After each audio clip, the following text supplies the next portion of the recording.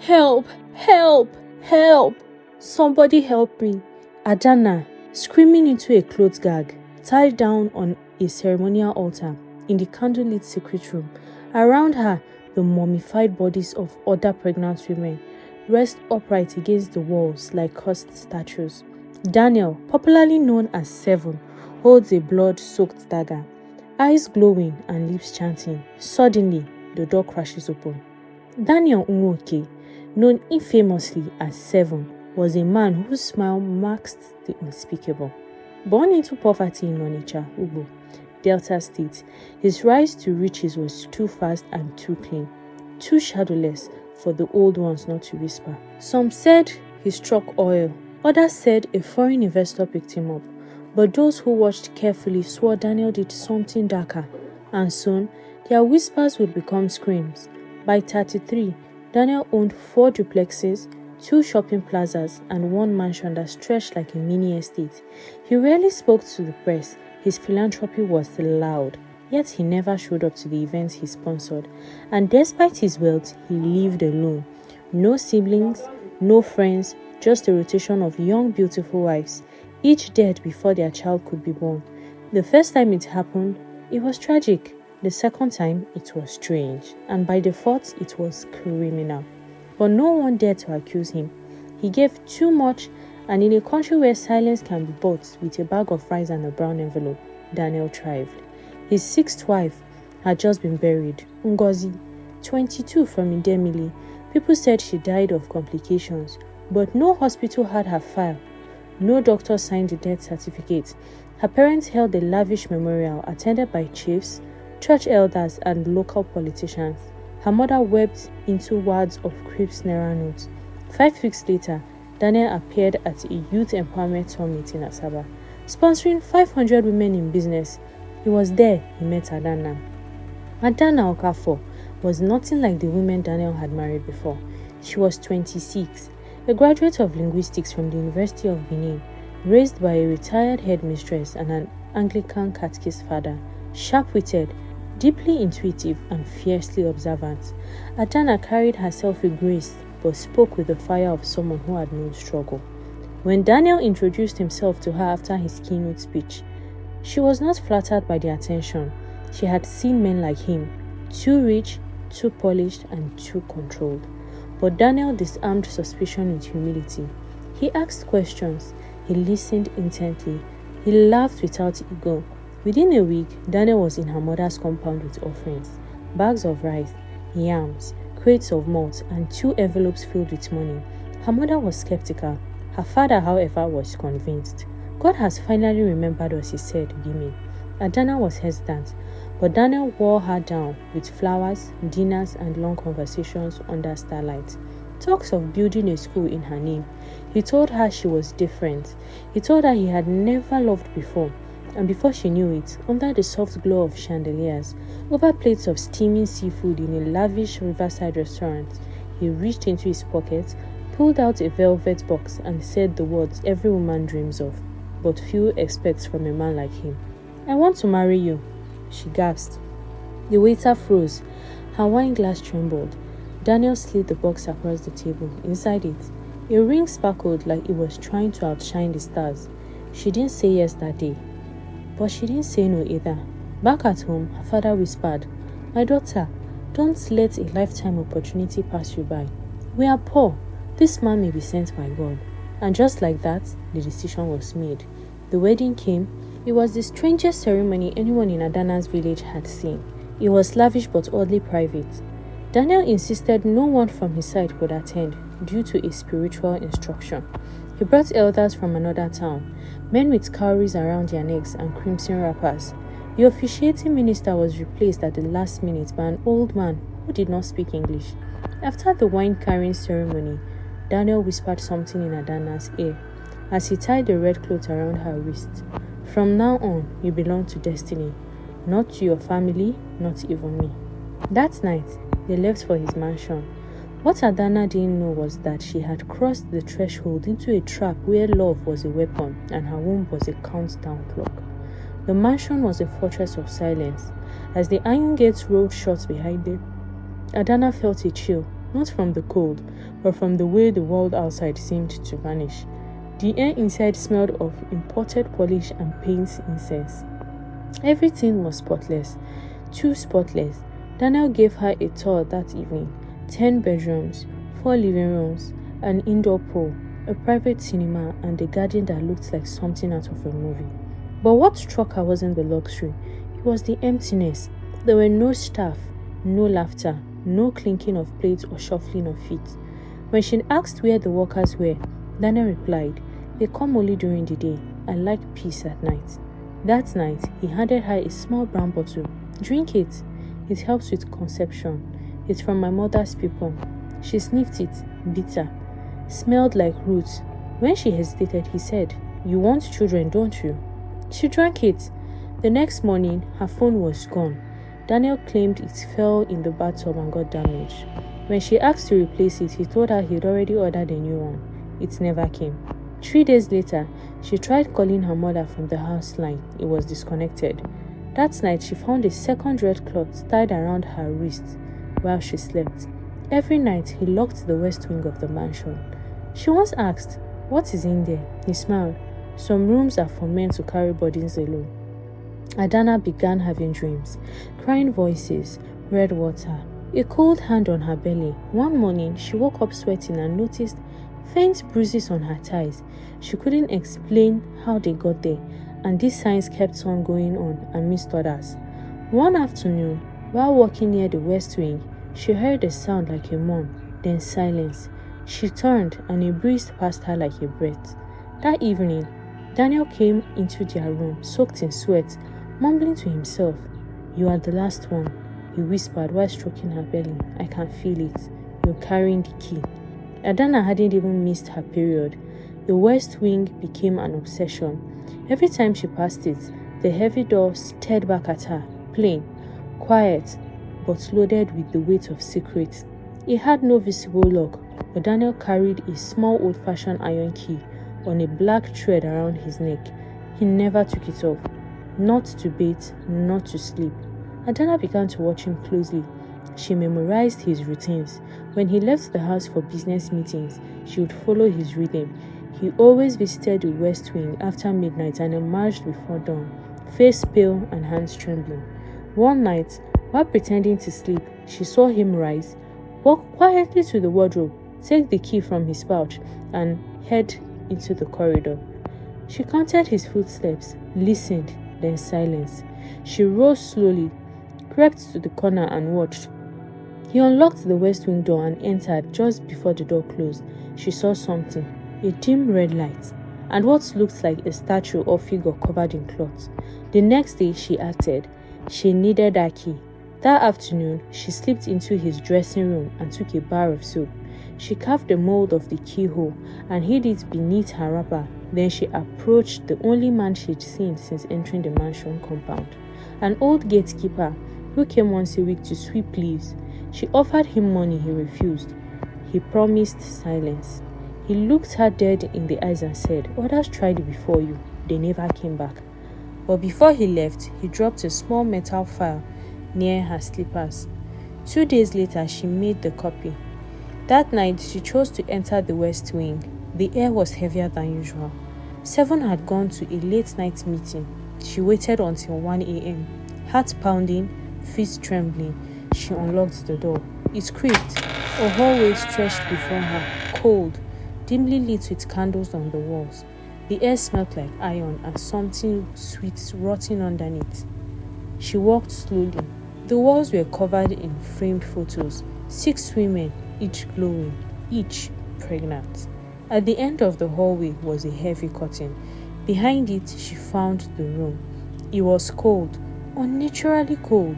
A circle of 7 candles burned at equal distance along the floor, their flames steady despite the lack of wind. In the center of the room stood a raised stab stone. On it, dried blood, burnt offerings, animal bones. The stench was unbearable. Then she saw them. Against the walls, upright like forgotten dolls, were 6 women, each one frozen in time, each one pregnant, each one embalmed, wrapped in white cloth from the neck down, with their faces exposed, eyes closed, lips stitched shut. Their stomachs bore carved symbols, some fresh, some cracked with time. Adanna's knees buckled. She reached for the wall to steady herself and her hands landed on a frame. It was her, a photo of her smiling during their court introduction. Placed above an altar, beneath it her name was written in charcoal on a strip of white cloth. Next to it a bowl of soil, a feather and a pair of twin cowrie shells. She stumbled backwards, gasping. Her vision blurred. As she turned to run, she saw something else on the floor, an open leather-bound book. Curiosity overwhelmed her fear. She slipped through the pages. Inside were hand-drawn diagrams of homes, stars, numbers, a ritual detailed in Igbo dialect, one she partially understood. To live beyond death, take the seventh before her time. The womb carries the gateway. Blood opens it. Then came footsteps, heavy and slow behind her. She turned. Daniel stood there, his shirt open, eyes sunken and wild. His voice cracked, deeper than she'd ever heard it. "You weren't supposed to see this." She screamed and flung the book at him. He dodged it and she ran. He chased her through the corridor, through the main wing. Grabbing her wrist at the front entrance, she beat him hard. He screamed. Adanna screamed and bolted for the hallway, but he was faster. He tackled her just before the main corridor. The impact knocked the breath out of her. The dagger clattered across the floor. He pinned her down. "I loved you," he hissed, tears mixing with rage in his voice. "But now you must finish what the others started." Adanna fought like a wild animal, kicking, biting, clawing, but he was stronger. He dragged her back into one of the rooms in the west wing. She reached blindly, her fingers grazing the falling dagger.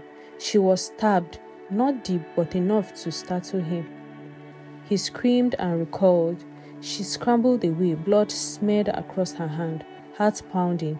She locked herself inside a guest room and blocked the door with furniture.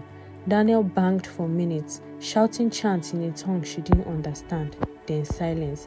She waited, hours until dawn. When the noise of the morning sweepers began outside, she crept through the ceiling from the room and made it to the back gates of the mansion, barefoot and bruised, dirty but still alive. But Daniel was waiting by the exit of the back gate. He had calculated every possible outcome of her escape, as though this isn't the first time this is happening. As she jumped down from the ceiling of the second floor, there he was, waiting patiently for her. She froze in fear and started crying. He dragged her by the hair, through the back door. Just then, a police siren wailed in the distance. Flashing lights poured into the compound.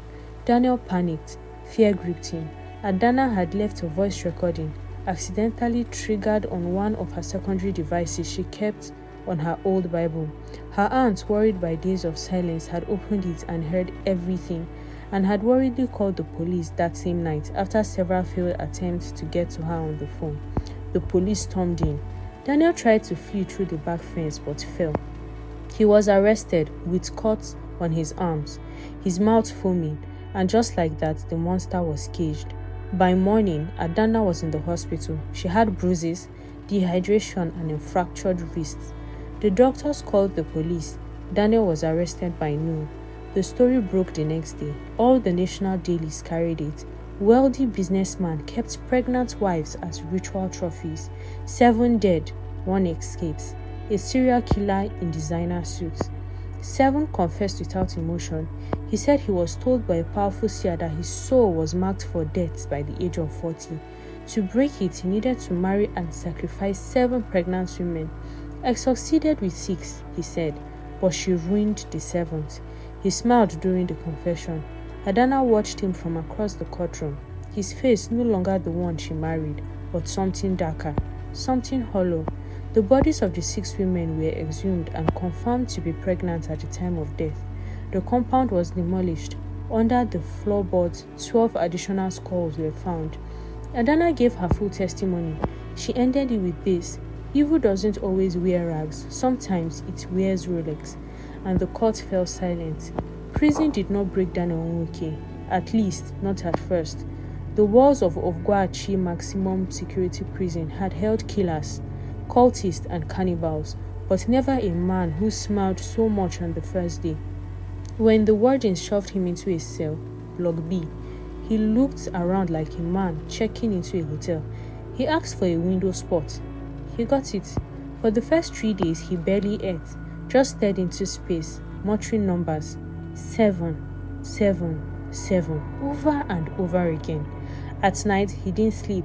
Instead, he chanted in whispers, drawing symbols on the floor with chalk that no one gave him. By the 4th day, other inmates started complaining. He's talking to himself in Igbo, deep Igbo. He's not praying, he's calling something. One cellmate, a tattooed armed robber known as Boma, slapped him across the face when Daniel kept mumbling through the night. That morning, Boma was found in his sleep, face twisted, tongue swollen, eyes open and dry. No physical injuries, no poison, just dead. The prison went quiet. When the warden asked Daniel what happened, he smiled. I told him to stop interrupting my counting. Word spread across the prison. They moved Daniel into isolation cell 17, far from other inmates. But guards reported strange things almost immediately. His lights would flicker constantly. Metal would rattle during patrols. Sometimes the door was icy cold to the touch. A warden once peeked through the slit and saw Daniel standing naked, arms stretched and wide, chanting to the ceiling. The next day, the warden resigned. 3 more deaths followed. None by violence, no injuries, all inmates. One guard had a seizure just hours after confiscating a charcoal drawing from Daniel's mattress. It was a sketch of a womb with 7 snakes coiled inside. The guard bit off half his own tongue before collapsing. By the end of the 3rd week, Daniel had become folklore inside the prison. They called him Okenwoke, the man serpent. Outside the prison, Adanna was trying to rebuild her life, but she couldn't sleep. Each night, she would dream of the shrine, the faces, the symbols. One night, she woke to find cowrie shells under her pillow. She hadn't placed them there. Her aunt suggested deliverance. Pastor Emeka of the Fire Throne Ministries took her in. He prayed daily, fasted for her. Back in cell 17, Daniel began writing, using charcoal, feces, saliva, whatever he could. He wrote on the walls, floor, ceiling, symbols, names, timelines. A pattern began to form. One prison psychologist, Dr. Amaka, was sent to evaluate him. She asked him, why the number 7? Daniel smiled. 7 is the divine wound. When opened, it feeds the soul forever. Then he whispered something into her ear. She quit her job the next morning and booked a one-way flight out of the country. A prison pastor named Father Elijah, known for dealing with spiritual cases, was sent to visit Daniel. He came armed with holy oil, a Bible, and 2 guards. The moment he entered his cell, he staggered backward. What is this? He gasped. This is not a man. This is a gate. He performed mass deliverance prayers, chanting psalms, sprinkling oil. Daniel never blinked. On the final day of the fast, Father Elijah screamed during midnight vigil. He claimed the spirits were in the prison cell. They were trapped, screaming, hungry. The 7th womb was never opened. The portal was sealed too early.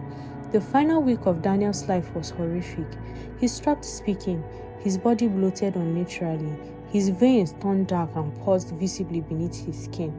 Guards heard crying from his cell, but it wasn't his voice. It was several voices, all female. One morning, they found him lying on his back, eyes open, stomach torn from the inside, as if something clawed its way out. On the wall above him, scrawled in dry blood, were the words, "A prison-wide cleansing was declared." 3 guards resigned, 2 inmates attempted suicide. Cell 17 was sealed permanently. Adanna, now living in Lagos under a new identity, went on to establish a foundation for vulnerable village girls. She never married, never dated, but she smiled more now. She appeared once on national television where the host asked her, "How did you survive all that?" Her answer was simple, "Because I wasn't just a woman, I was the 7th. When the news of Daniel's ghostly death broke, it sent a ripple across Nigeria. Social media exploded. Radio stations ran debates. Pastors warned their congregations, but within weeks it faded. Just another scandal, buried by trending hashtags. Yet something didn't fade. The land. The plot where Daniel's mansion once stood refused to grow grass. The soil remained black and dry, and during rainy seasons, locals called it Anyekwensu, the devil's ground. Builders avoided it. Animals refused to cross it. Some nights, women nearby reported hearing babies crying in the wind. Adanna had tried to move on. Her NGO, Daughters of Silence, had rescued 27 girls in 6 months. She traveled, lectured, healed, but something lingered inside her, a shadow she couldn't shake. Every 7th day of the month, she had nightmares. One night, she dreamt she was in the shrine again, but this time, the 6 wives were weeping, and a 7th figure stood in the middle. She couldn't see the face, but the figure spoke. You closed the door, but left the window open. She woke up with the blood on her bedsheet. She wasn't on her period. She returned to Onitsha.